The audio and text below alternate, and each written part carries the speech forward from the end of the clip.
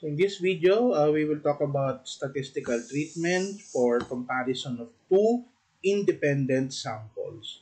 So dalawang group lang ng respondent. So what are some examples of researchers in uh, this situation, no? So let's say you are studying whether attitude towards pay discrimination. So yung attitudes are measured on an ordinal scale, differ based on gender. So you want to know if attitude contributes to discrimination. And you're going to do that by comparing the attitude of male respondent to the attitude of female respondent.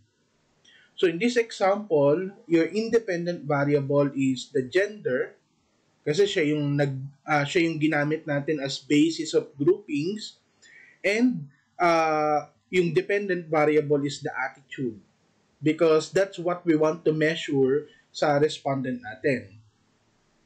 Next, another example, let's say you want to know whether salary is measured on a continuous scale, differed based on educational level. So, again, yung groupings natin dito is educational level and yung dependent variable is yung salary.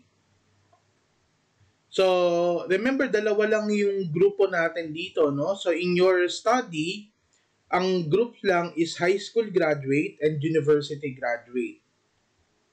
Kung dadagdagan mo pa ng isang level yung educational level, ibang hypothesis testing na yung gagamitin mo. Okay? So for two independent samples, if your data, or if you know the distribution of your data, gagamit tayo ng parametric test. Specifically, independent t-test.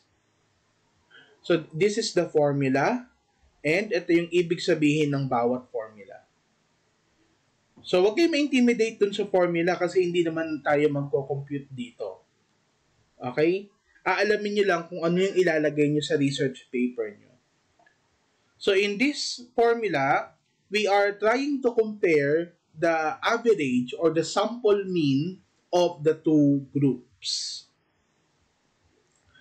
If your data is non-parametric, specifically yung example 1 kanina, no, yung attitude towards pay discrimination, we're going to use Mann-Whitney U-test.